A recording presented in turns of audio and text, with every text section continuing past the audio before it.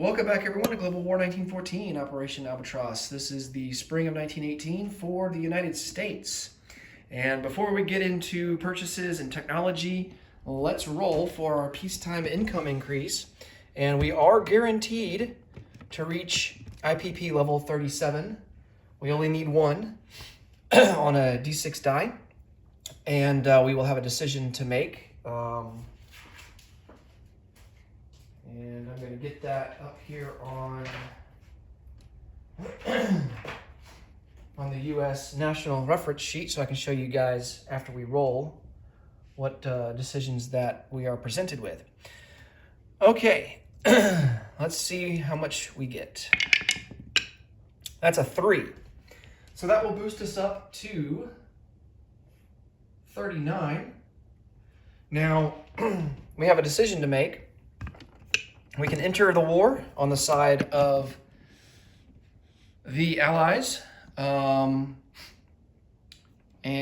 which means we declare war. USA may declare war on the Central Powers, Germany and Austria-Hungary. You must pay 5 additional IPP to declare war on the Ottoman Empire or other Central Power Alliance members. You can do this at any time. USA may lend lease any unit to nationalist China. This provides the best chance at the global dominance victory objective. Now, nationalist China is neutral. We rolled for them, and they did not join the Allies. But I think we can still lend lease to them, since we control them, and the Central Powers. Well, the Ottomans control the other warlords. Option B is the USA may declare war on the Central Powers, Japan only. But Japan's not Central Power, so this doesn't really matter for us. So we're definitely not going to pick that option. And then option C, a peace without victory. USA may choose not to declare war, but impose diplomatic solutions and exert USA moral authority. Wilson attempts to negotiate an end to the war, make a variable end die roll each turn at the start of the USA turn. Start rolling at 1 and increase by 1 each turn. Add +1 to the requirement every major power capital that is enemy owned. In this case, no major power capitals are owned. Each time you fail, USA pays 5 IPP to the bank. No nation may blockade or close straits. All submarines reduced to rating at +0. May lend lease to both alliances. I don't think we're going to go for that. I think we're going to enter the war. And I think that will give us the best chance of winning, because if Imperial Russia collapses at any point, and I did the calculation on the victory objectives, if the Russian Empire collapses, the game will be tied. So right now the Allies are way ahead. The Entente, rather, is way ahead of the Central Powers. But the collapse of Russia can change that. So we are going to assume that the game's going to continue, and eventually at some point Russia's going to collapse. And so we want to be able to put pressure here on the Western Front and try to keep the Entente, France and Britain afloat in the event that happens. So now if it doesn't happen, then hey, we win the game by a landslide.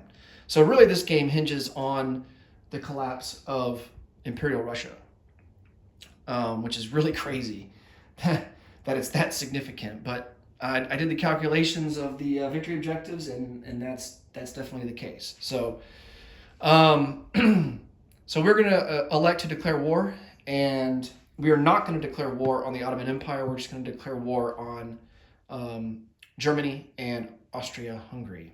Now, one thing I'm not sure of is here on the calendar, there is a note here that says begin rolling variable ending. Now, I don't know. Now, that's done on the United States turn, but I don't know that we roll for that. I don't know if we roll for that until the fall-winter of 1918. I think we only start rolling for the variable ending on this turn if the United States elects to go neutral. Just like I read here, here with option C. So start rolling at 1 and increase by 1 each turn for the variable ending. Yeah, Wilson attempts to negotiate an end to the war, make a variable ending roll each turn at the start of the USA turn. So I don't know. Let me look. I'm just gonna. Hopefully this doesn't take too long. Sorry if this takes a while, but I'm gonna look through the rule book here. Let me set the camera down. I'm gonna look at the variable ending rule and just see if it mentions anything about that, if it clarifies it.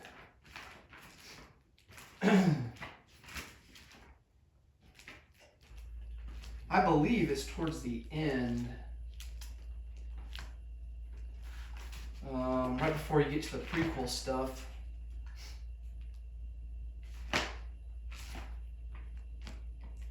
Variable ending is 3.7.1, so it's actually towards the front.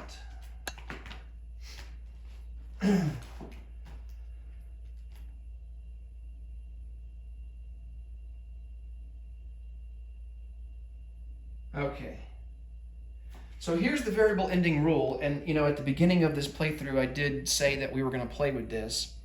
So I think this applies either way, regardless of whether or not the USA decides to go neutral. So it says, as an optional rule, players may use the variable ending die roll. This option creates a variable endpoint to a game scenario. Beginning in the spring of 1918, which we're currently in, the USA player rolls a d12 at the end of each calendar turn.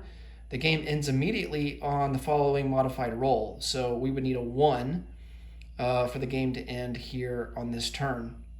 It says add 1 to the requirement for every major power capital that is enemy owned. And then the game must end at the end of the round in the spring of 1920. So I think we do roll for the end of the game starting this turn.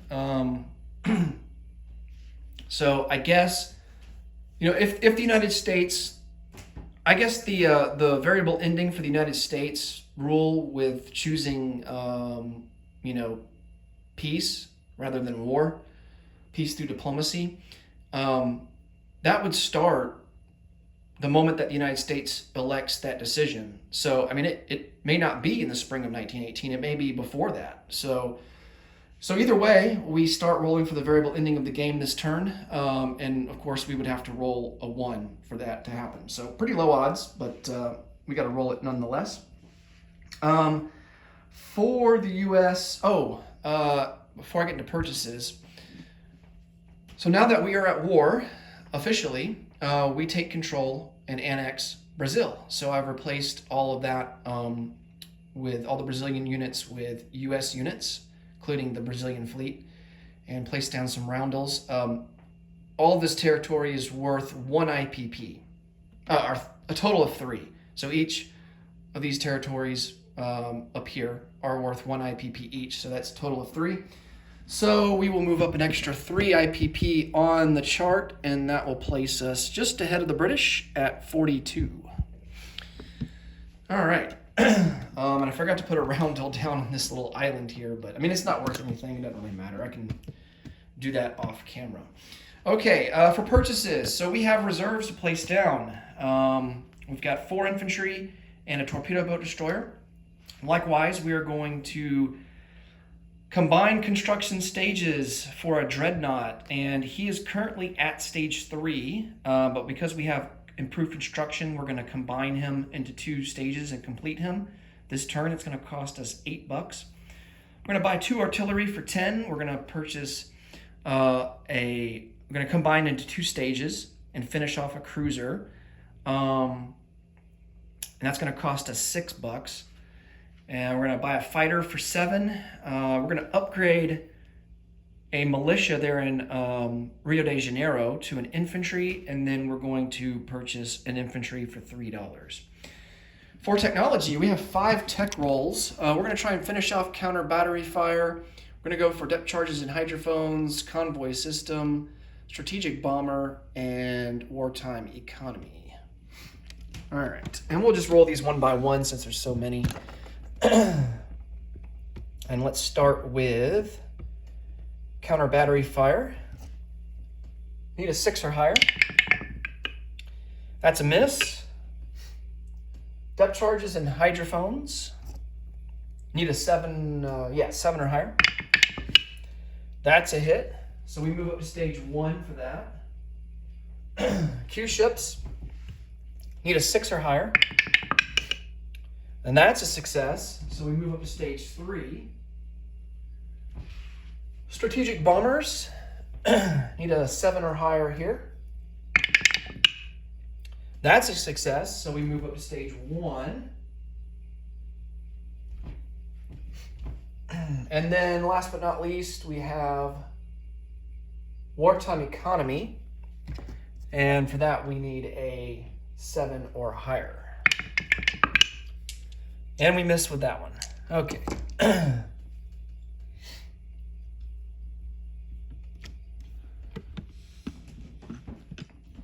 All right, no combat moves. We're really not in a position right now to do any combat. We do have a number of non-combat moves, though. We have our fleet here, here in the Atlantic. We're going to move. We're actually going to split it up. We have a couple of pre-dreads in this fleet, and they can only move one spot. So they're going to settle here in A37. And the torpedo boat destroyer is going to be able to move up 1, 2, 3 into A25, along with a cruiser. And I think most of these guys, I'm just going to remove this import marker because most of those guys are going to be coming out of port here shortly.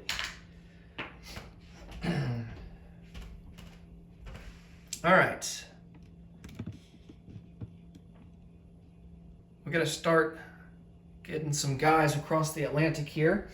We're going to use a rail movement. Infantry from Chicago is going to rail to New York.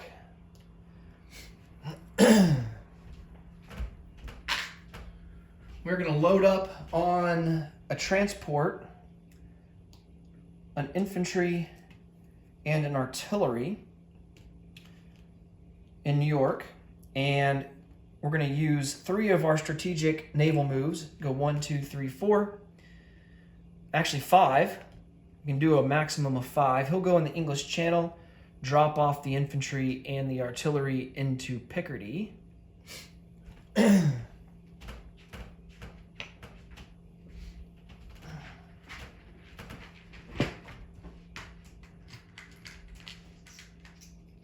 So that leaves us with 3 artillery back in New York. We're going to load up 2 artillery and 2 Marines on these other 2 naval transports here in A25. They're going to go 1, 2, 3, settle into A20, use their maximum range.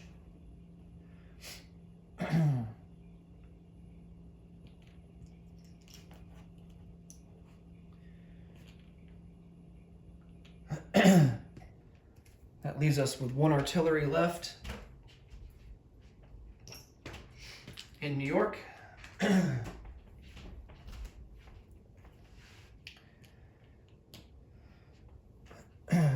A seaplane is going to come out of New England. He's going to go to Newfoundland and protect that side of the Atlantic from submarines.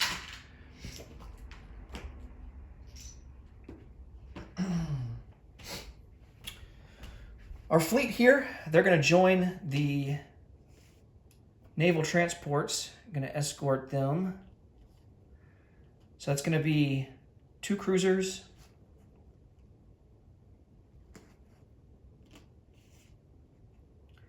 and I'm actually going to put these guys on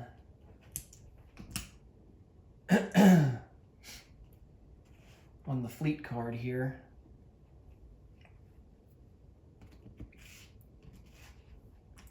Since it's getting kind of cluttered here in A20. 2 dreadnoughts will also join. They have a maximum range of 3, leaving the major port in New York. Excuse me. I'm battling a little head cold this week. No fun. Just as I got over my seasonal allergies, started getting better, developed a cold. Just never ends. It's always something. All right, and then a coastal sub will move up 1 into A18. We're going to use our last strategic naval move and bring our Olympic class ocean liner back 1, 2, 3, 4, and he will go into port in New York.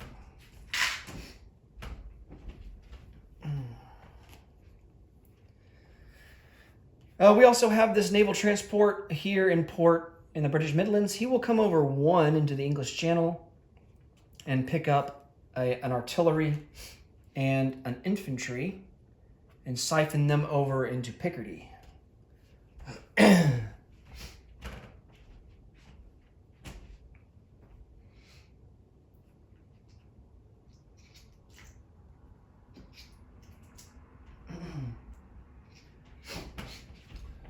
All right, so now we have 2 infantry, 2 artillery in Picardy, and 5 infantry will stay back in the British Midlands along with a Marine.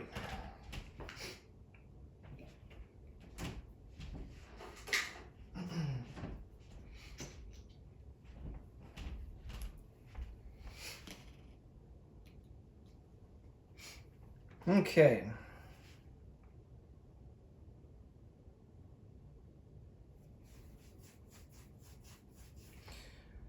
I need to get my fleet marker and put him here in A20. So don't forget where he is. All right, on the other side of the world, we have our fleet here in the Pacific. And they are actually going to move, well, our pre-dread can only move two spaces, so he'll end up in P40. Our coastal sub will go to P31. But the, let's see, cruiser and dreadnought will go into P76, so they'll go all the way on the other side of the Eastern Pacific. And then I think this naval transport can move 3. So he's going to go into P76 as well. And then the submarine, I forget what his maximum movement range is.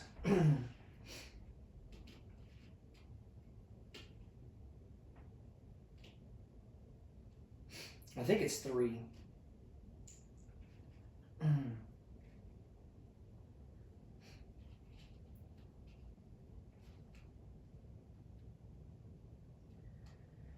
Okay. Right, so everybody else is in P76, aside from these 2 guys right here. And I'm pretty sure that the submarine can go 3.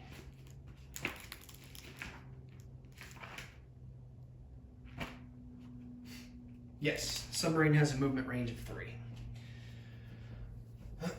All right.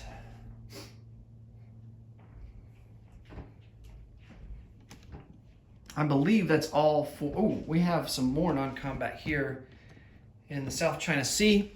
We're going to bring a torpedo boat destroyer. He's going to go 1, 2, 3, 4 into I-5. And then a coastal sub will come out and go 1 into I-12 and join those Japanese ships, the cruiser and the coastal sub. And that does it for non-combat. Okay, let's place some units. Before we place our own units, let's take care of the cash and carry stuff. So an Italian artillery goes into northern Italy. That will give him 7 artillery in northern Italy. Russian artillery goes to Kola. French artillery goes to Normandy. And then the British artillery goes into the British Midlands. Okay. We have a couple of ships to place down. We'll do those first. We've got 3 ships. They'll all be manufactured here at the factory in New York City. And they will go in port there with the Olympic-class ocean liner. That's a torpedo boat destroyer, a cruiser, and a dreadnought.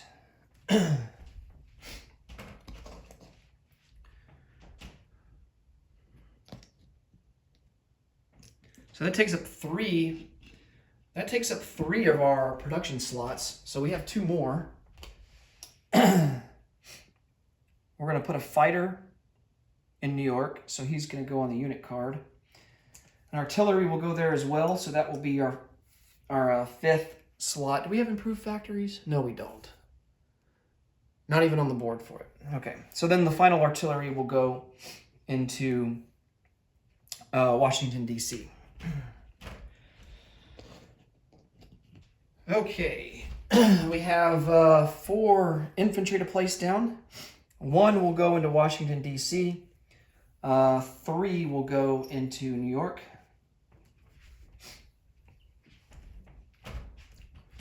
We have another infantry to place down on top of that, and he will also go into Washington, D.C. And then we just have our militia upgrade, which will be this militia down here in Rio de Janeiro. All right.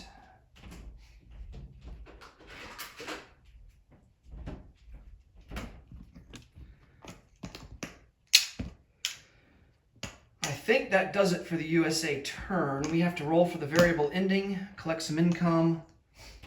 I don't think we get any bonuses for anything. We do not have wartime economy, so we do not get to roll for bonus income. So we will collect $42, and we will have 42 in the bank.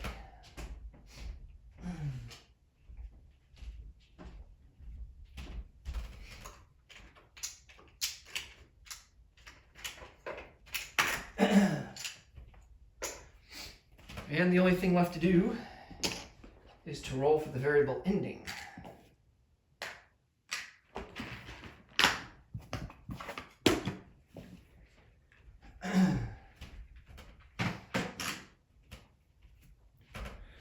All right, every capital city of major powers belongs to the original owners, so we don't get any modifications for the variable ending roll. So we will need a 1 for the game to end. Then, of course, the odds of the game ending will go up as we progress, throughout the seasons. All right, so we need a 1 for the game to end. And that's not even close. That's a 12. So the game will go on. And we're guaranteed to see the summer of 1918 for World War I. And that will do it for the United States. Next up will be the Republic of China. Thanks so much for watching. Until next time, take care. Bye for now.